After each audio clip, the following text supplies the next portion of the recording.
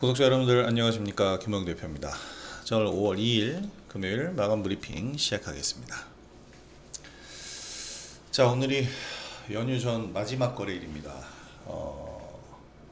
사실 이번 주가 굉장히 대응하기에 껄끄러운 그런 장세일 수밖에 없는 게, 연휴가 징검다리로까지 이제 끼어서 이어지니까 수급이 많이 약해질 수밖에 없어요. 그래서 오늘 역시 거래량이 좀 지지부진한 그런 모습이었고, 미증시 상승 흐름은 계속되고 있는데, 이 흐름 우리도 좀 타보면 좋았겠다 생각하는데 못 탔습니다. 강보합세에 마감을 하긴 했는데, 지수 방향성은 상승이지만 개별 종목들의 움직임이 거래량이 좀 부족했죠. 지금 상승한 종목들 보면 장막판까지 비만치료제 관련주들이 초강세를 보이면서 흐름을 이끌었는데, 좀 일반적으로 우리가 지금 성장주들에 집중을 하고 있는데, 이 성장주들의 흐름은 일반적인 흐름이 아니었어요. 오늘 정말 아쉬운 두 종목은 마이크로투나노와 지니너스, 제가 오늘 관심 종목으로 뽑아놓고도 불구하고 대응을 못했다는 게 좀 너무 아쉬운데, 왜냐면 지금 정체되어 있는, 그래서 우리한테 적재되어 있는 종목들이 좀 많기 때문에 공격적인 포지션을 취하기가 좀 애매하고, 그러다 보니까 뭘 사더라도 되게 보수적이고 지금 보유하고 있는 종목들에 더 신경을 쓸 수밖에 없는 그런 상황인데, 아마 대부분의 투자자분들이 마찬가지의 상황일 겁니다. 뭐 어쨌든 그래도 말씀드린 것처럼 긍정적인 면이 지수 방향성 상승이라는 점인데, 이 성장주들에서 좀 문제가 되는 게, 지금 이재명 후보에 대해서 사법 리스크가 다시 불거졌잖아요. 이 사법 리스크로 인해서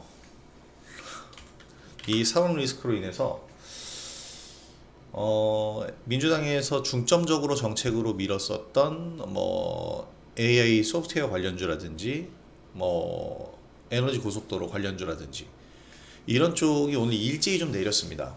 일제히 내렸는데, 중요한 건 일제히 하락 출발한 이후엔 다시 상승으로 전환이 됐다는 거예요.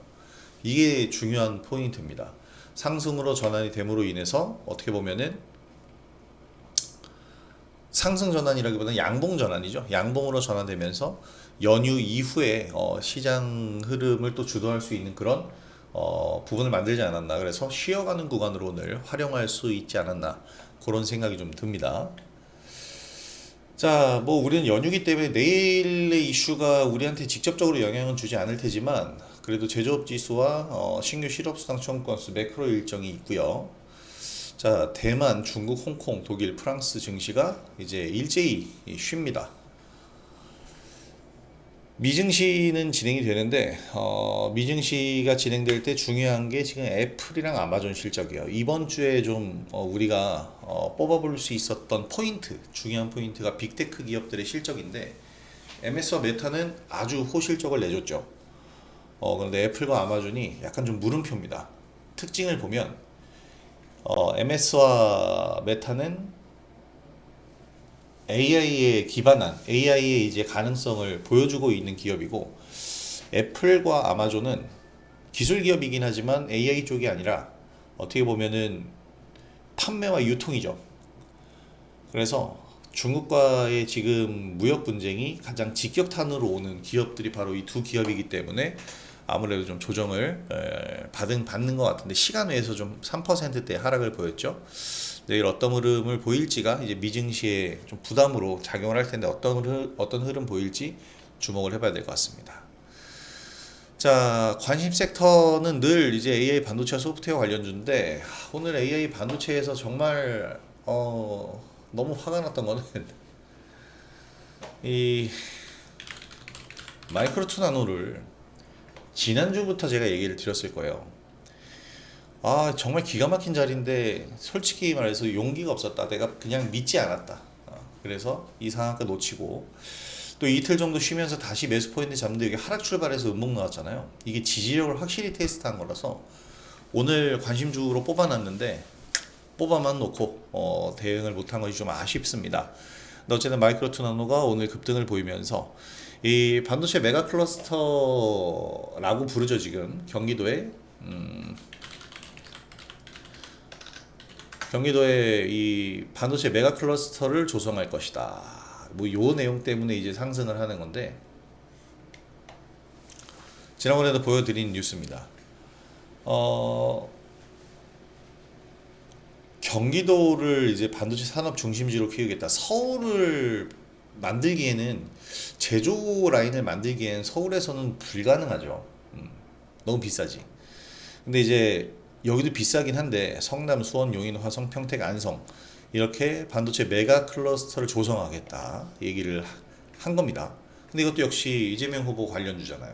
이재명 후보가 얘기한 건데, 오늘 마이크로투 나노가 강세 흐름을 보였다라는 것은 그만큼 이재명 후보의 사법 리스크가 불거졌어도 어쨌든 아직까지는 가장 강력한 후보로서 이 정책주들에 대한 이 영향력은 여전히 남아 있다라고 보셔야 될 것 같습니다.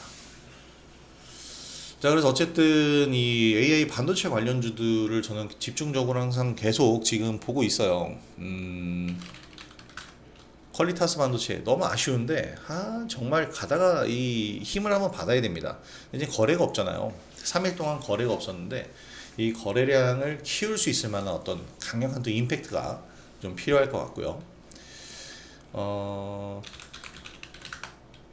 에이징랜드 역시 마찬가지입니다. 지금 조정을 거래 없이 의미 없이 지금 받고 있는데, 거래 한 번만 터져준다면 바로 급등할 수 있는 그런 자리를 만들어 놨어요. 자, 에이징랜드 우리가 4월 23일 날 요 자리에서 이제 신규회원분들도 매수를 했는데, 이 자리를 너무 아쉽게 좀 죄송합니다. 방의 온도 조절이 안 돼요. 그래서 지금 너무 더웠다가 이제 너무 또 추웠다가 이러고 있는데, 부끄럽네. 자, 어쨌든 얼마 전에 에이징랜드도 슈퍼게이트와 AI 관련된 이 이슈가 나왔었기 때문에 충분히 수급만 받쳐주면 다시 상승 흐름 나올 수 있는 그런 자리들입니다. 이런 종목들이 지금 의미 없는 조정을 받고 있어요. 그래서 그게 너무 좀 아쉬운데 이 부분을 좀 빠르게 돌릴 수 있어야 되겠습니다. 소프트웨어 관련주는 솔트록스와 크라우드웍스가 어떻게 보면 이재명 후보의 가장 중심적인 정책으로 처음에 등장을 했기 때문에 오늘 뜻하지 않은 이 악재로 인해서 하락했지만, 솔직히 말해서 그렇게 많이 하락하진 않았어요. 오히려 다 밑꼬리 달고 올라왔죠. 크라우드웍스 역시 마찬가지. 그래서 다음 주엔 다시 정상적인 흐름이 나올 것 같고, 오늘 무엇보다 강세를 보였었던 것은 지금 제가 중심으로 보고 있는 이쪽 계열이 아니고 나트륨 이온 배터리와 함께 또 하나가 있죠. 정말 너무 강한 것 같아요. 너무 강하다라는 건 좀 긍정적으로 제가 지금 얘기하는 게 아니고 부정적으로 얘기하는 건데, 어마어마합니다. 정말 대단한 상승 흐름을 보였어요. 인벤티지에.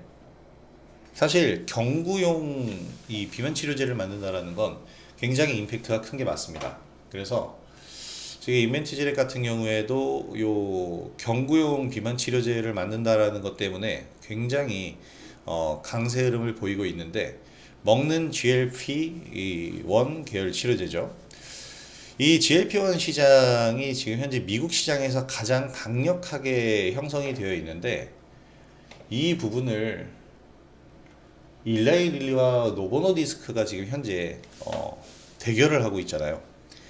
그래서 일라이 릴리가 처음으로 노보노디스크를 앞질렀다라는 지금 현재 뉴스 보도가 나왔는데, 일라이 릴리의 마운자로 제파운드 그리고 노보노디스크의 위고비잖아요.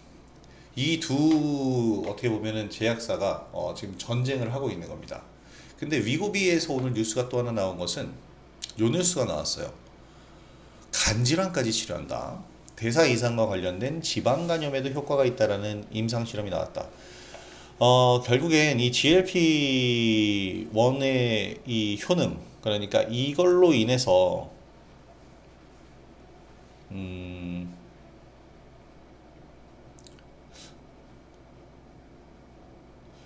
요걸로 인해서 이제 체질 개선이 들어가는데, 사실 대사에 관련된 신진대사에 관련되어 있는, 여기 어디에 나왔니? 뭐 요거는 이제 나왔다라는 얘기고요. 간질환 개선에 크게 기여했을 가능성이 큰데 간질환과 관련된 다른 효과가 있을 수 있다라는 것. 사실 지금 현재 노보노디스크가 메쉬 치료제, 그러니까 지방간염 치료제로까지 승인해 줄 걸 요청을 해놨는데 굉장히 큰 이슈가 될 수 있는 내용들입니다. 그래서 이런 부분들을 생각을 좀 해봐야 되겠죠. 지금 먹는 GLP-1, 이 GLP-1 치료제 이 시장이 개화가 되면 사실 주사제라서 좀 부담스러웠었던 사람들도 좀 편안하게 심리적으로 섭취를 할 수가 있잖아요. 근데 간질환 치료까지 이게 영향이 간다면 평소에 다이어트에 별 관심이 없었던 사람들이라도 구매해서 먹을 수 있는 부분이 되겠죠.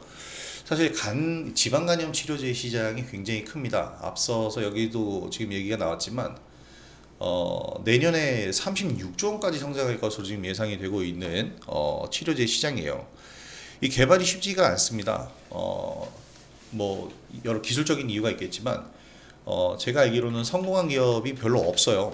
이거 메시 치료제가 비알코올성 간염 치료제랑 지방 간염 치료제랑 뭐 하여튼 이 간염 치료제 쪽이 어렵나 봐요.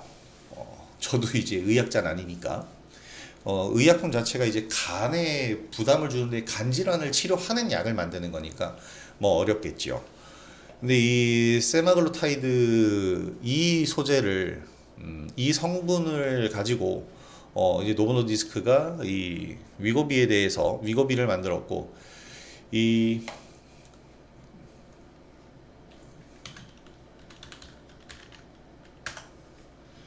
GLP-1이라는 이 단백질 성분인데 이게 빨리 대답해라. 풀네임이 뭐니? 이거를 통해서 이제 노보노디스크의 위고비가 처음 탄생한 거잖아요. 글루카곤 라이크 펩타이드. 이 펩타이드 성분의 이 어떤 단백질 요소를 가지고 약간 속임수를 쓰는 것. 그래서 인체에 자연적으로 생성되는 호르몬인데 장에서 분비되는 이 인슐린 분비를 촉진하는 이런 호르몬입니다. 그래서 혈당 조절과 식욕 억제에 중요한 역할을 하는데 약간 속임수를 주는 거죠. 근데 이게 주사제로 들어가서 얼마나 지속이 돼야 되나? 그러니까 보통 주사를 맞으면 이게 계속 유지가 돼야 되잖아요. 근데 일주일에 한 번씩 주사를 맞아야 된다면 굉장히 부담이 되죠. 그래서 장기 지속형 주사제를 만드는 펩트론이 일라일리의 이 기술 파트너로 선정이 되면서 기술 협업을 했어요. 그런데 사실 장기 지속형 주사제도 장기 지속, 그래 한 대 맞아서 6개월을 간다, 1년을 간다 해도 맞아야 되잖아요. 근데 먹는 경구형이면 어떻게 될까요? 부담이 확실하게 줄죠. 그렇게 되면 펩트론은 끝난 거 아닌가요? 라고 얘기할 수도 있는데 그렇지는 않습니다. 왜냐하면 릴리와 지금 이 장기 지속형 주사제 기술 협업이 성공적으로 마무리가 되면요, 일라릴리의 모든 약제를 다 이 장기 지속형 주사제에 활용을 할 수가 있습니다. 그래서 오히려 펩트론은 비만 치료제 관련주라고만 볼 게 아니라 우리가 바이오주, 제2의 알테오젠이라고 부르는 이유가 바로 또 그런 데 있죠. 자, 그래서 이 비만 치료제 관련주들이 최근에 굉장히 급등을 하고 있는데 급등의 가장 큰 이유가 바로 오늘은 이것이 이유가 된 것 같아요. 위고비가 간질환까지 치료 범위를 늘렸다라는 거. 임상계 실험 결과가 나온 건데 사실 이것 때문에 임팩트가 큰 건 맞는데 중요한 건 지금 제형 개발을 진행 중인 거잖아요. 이멘티지랩이 대장주인데 지금 경구형 제형 개발을 진행 중인 거고 전임상 단계에서 유의미한 데이터 확보했다. 이거 매출로 이어지려면 시간이 상당히 많이 걸려요. 그래서 지금은 100% 테마성으로만 보셔야 됩니다. 지금의 테마성 움직임이 얼마나 뭐 지속이 될지는 우리가 좀 더 지켜봐야겠지만 관련주들의 움직임이 좀 막강하긴 하죠. 인벤티지랩, 뭐 펩트론도 물론 마찬가지고요. 그다음 블루엠텍은 유통하는 기업이에요. 유통하는 기업인데 오히려 얘네가 주가가 좀 가볍다 보니까 탄력적으로는 좀 움직이는데 이렇게 좀 움직이고 있고, 사실 샤페론도 관련주의인데 지금 관심을 못 받고 있습니다. 원래 얘도 좀 가야 되는데. 자, 그리고 라파스가 있죠. 그리고 D&D 파마텍. 이런 종목들이 지금 급등을 보였는데 사실 상승할 게 없으니까 갔다라고 저는 봐요. 이 지금 연휴 전에 불확실성이 너무 팽배하잖아요. 다음 주에 이제 FMC도 진행이 되고 여러 가지 지금 미중 무역 갈등은 아직 봉합이 안 됐고 우리나라랑 미국이랑 통상 협의 뭐 나온 거 없고 지금 불확실성이 팽배하기 때문에 오히려 매수를 뭔가를 덥석하기에 메이저 수급이 쭉 유입되기에는 좀 불건전한 시장이란 말이에요. 그렇기 때문에 갈 게 없으니까 야 비만 치료제 이슈가 되니까 명분이 되니까 이쪽으로 지금 수급이 붙고 있다. 이렇게 보셔야 될 것 같습니다. 그래서 100% 테마성으로 지금 움직이고 있다. 이렇게 해석을 해보면 될 것 같고요. 또 수요일에도 잠깐 소개해드렸었던 또 하나의 분야가 있죠. 바로 나트륨 이온 배터리입니다.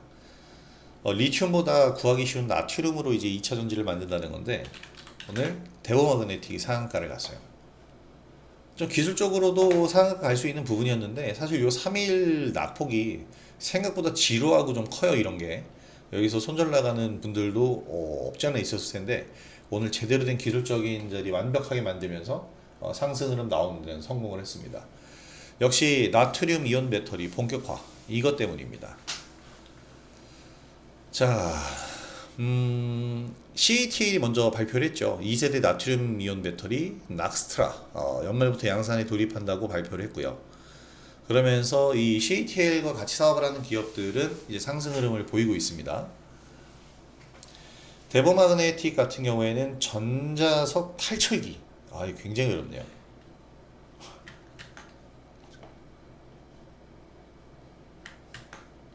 얘는 이게 안 되는.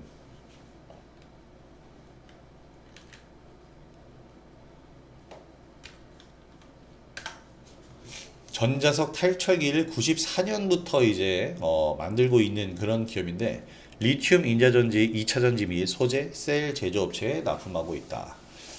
94년이 뭐 얼마 안 됐네라고 저 생각했는데 와, 내 나이가 많구나. 2025년이죠 지금. 야, 43년이 되었구나. 대단하네요. 43년까지는 아닌데 야 30년 전에 이제 설립이 된 그런 기업이네. 2018년에 코스닥 시장에 들어왔고요. 나트륨 이온 배터리는 리튬 이온 배터리의 대체제로 주목받는 차세대의 2차 전지입니다. 리튬은 희소금속이니까 이거 대신에 훨씬 더 구하기 쉬운 나트륨을 사용해서 원재료 수급 안정 비용 절감. 근데 이 얘기는 리튬 가공 업체들에게는 악재가 될 수밖에 없겠죠. 그러니까 에코프로나 에코프로 BM 같은 기업들 뭐 리튬을 배제할 수는 없겠지만 근데 이 에너지 밀도가 낮다라는 문제가 있었는데 이 점을 이제 보완을 했고요. 기술 격차를 빠르게 좁혀오고 있다는 건 우리나라를 대상으로 얘기를 하는 거겠죠. 이 탈철기가 어떻게 보면은 이 자석으로 뭐 그런 거 옛날에 해봤잖아. 철가루 이렇게 끌고 다니는 거. 그런 거를 해주는 그걸 얘기를 하네요. 그래서 이물질 제거 장비를 EMF라고 하는데, 요거라고 합니다. 대보 마그네틱이 이 EMF 시장의 약 70%를, 전 세계 70%를 점유하고 있다고 해서, 나트륨 이온 공정의 필수적인 EMF랍니다. 당연하겠죠. 이물질을 다 걸러내야 되니까. 이거 엄청난 기업인데. 그래서 예전부터 유망한 기업이었어요. 데보마그네틱. 근데 지금 데보마그네틱뿐만 아니고 원래 이 나트륨 이온 배터리의 대장은 지금 애경케미칼이었습니다. 애경케미칼이었고 제가 뭐 추천드려서 우리가 수익을 봤었던 것은 메가터치. 오늘도 이제 상승했는데 종목을 한번 바꿔봤어요. 나인테크로. 나인테크가 이 4,000원에 한 20만 개 가량의 물량이 오늘 쌓여 있더라고요. 여기 보이시죠? 3,990원에 43,000개 물량이 있는데 와, 이 물량을 소화를 해야 됩니다. 그러니까 소화를 하려면 뭐가 필요하겠어요? 거래량이 필요해요. 그래서 오늘 제가 500만 주 거래량이면 충분하다 생각했는데 600만 주가 나와도 소화를 못했거든요. 한 번에 뚫고 올라가는 거래량이 필요합니다. 나인테크 같은 경우에도 지금 여러 사업을 하는데 유리기판에도 들어가 있잖아요.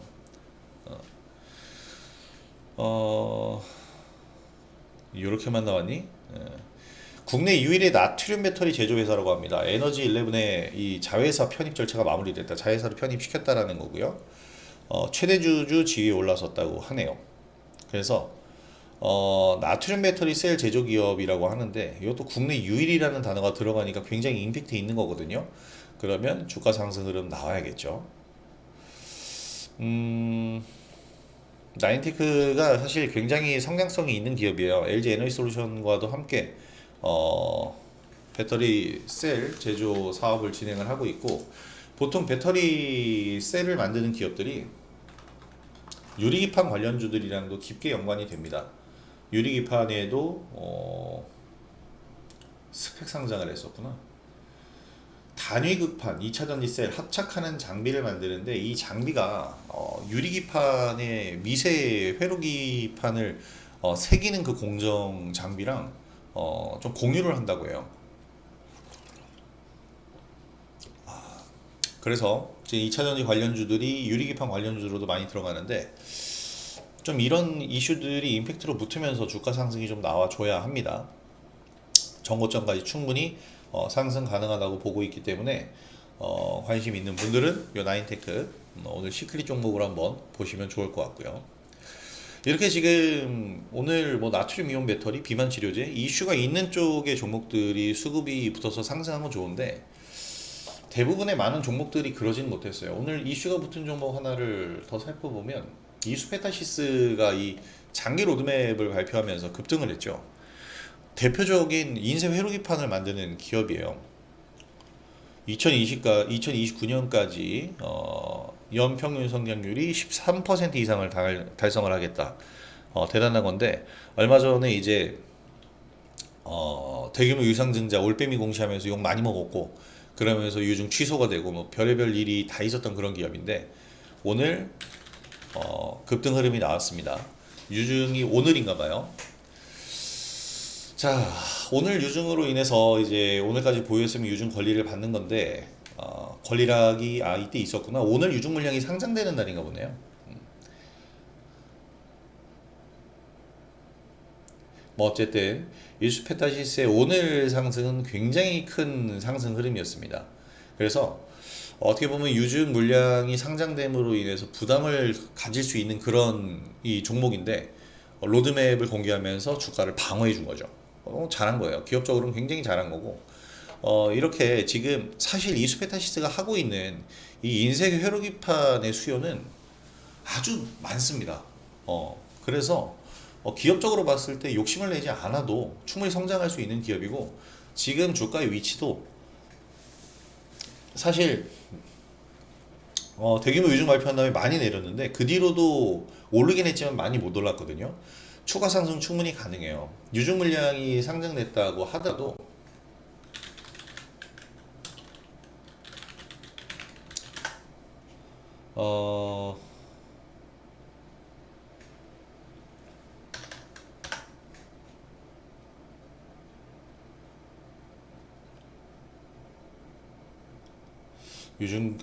하여튼 유증 이 올빼미 공시 때문에 이 이미지가 나빠져서 그렇지, 원래 이수페타시스는 작년 7월 신고가 낼 때까지 날아가던 그런 기업이었습니다.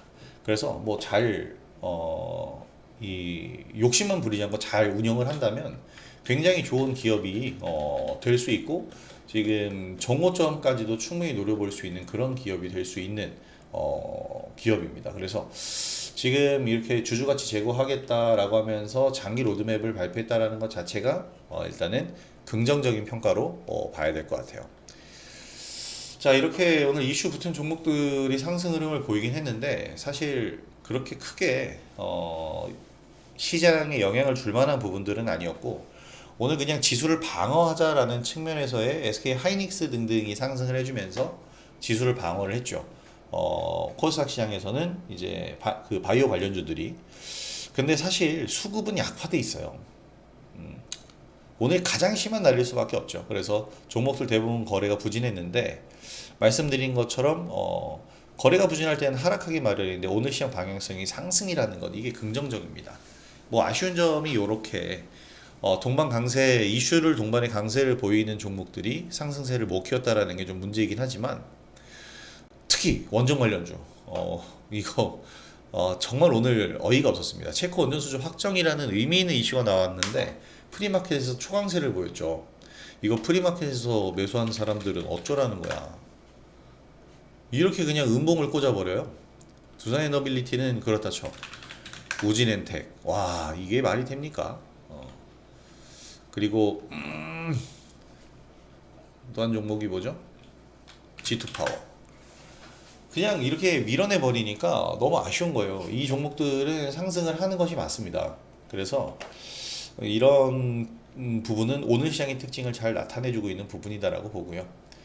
지금 이제 애플과 아마존 실적 발표 이후에 미증시 부담이 될 텐데 우리는 다음 주 월요일에 증시가 안 열리니까 피해갈 수 있죠. 그러나 그럼에도 불구하고 이 두 기업이 미중 간 무역 갈등에서 직격탄 받는 기업이기 때문에 다음 주 증시 역시 무역 갈등 그리고 관세 협상에서 자유롭지는 못할 겁니다. 특히 이제 5월 FOMC 진행이 되는데 연준의 스탠스 굉장히 중요하다라고 보셔야 될 것 같고요. 지금 관세 협상 금리 발표 이건 모두 불확실한 상황입니다. 불확실성을 갖고 있기 때문에 우리는 확인하고 대응하는 전략으로 갈 겁니다. 뭐 정책주들 이렇게 움직임 체크를 해야 되겠는데 정책주들의 움직임은 평소라면은 어떤 후보의 특정한 이슈에 따라서 그냥 그거에 따라서 등락할 수 있기 때문에 안 보는 게 맞지만 지금은 AI 기술주들 성장주들을 중심으로 해서 지금 이 정책주가 형성이 됐기 때문에 계속해서 저는 집중해서 보도록 할 겁니다. 자, 이렇게 이번 주 장세 정말 좀 아쉬움이 좀 컸어요. 매매가 활발하지 못해서. 근데 연휴 전 특징이라고 생각을 하고요. 연휴 이후에 본격적으로 상승할 수 있는 흐름을 만들어 보도록 하겠습니다. 종목들 좀 차별화해서 포트 구성도 다시 할 수도 있는 거고요. 다음 주에 이제 본격적으로 그렇게 대응 전략을 만들어 보도록 할 거고요. 구독자 여러분들도 제 영상을 통해서 이런 부분들을 좀 도움을 받으실 수 있었으면 좋겠고 더불어서 오늘 영상이 도움이 되셨다면 구독하기와 좋아요 그리고 알림 설정 한 번씩 부탁드리도록 하겠습니다. 자 이렇게 오늘 영상 마무리하도록 하겠고요. 구독자 여러분들 연휴 기간 푹 쉬시고 저는 다음 주 수요일 영상으로 다시 돌아오도록 하겠습니다. 이 연휴 잘 보내시고 다음 주에도 그리고 5월 한 달도 정말 성공 투자하시길 바라겠고요. 여러분들의 성공 투자에 제 영상이 많이 도움이 되셨으면 좋겠습니다. 자 그럼 저는 여기서 인사드리도록 하겠습니다. 연휴 잘 보내시고요. 다음 주 수요일에 뵙도록 하죠. 김영 대표였습니다. 감사합니다.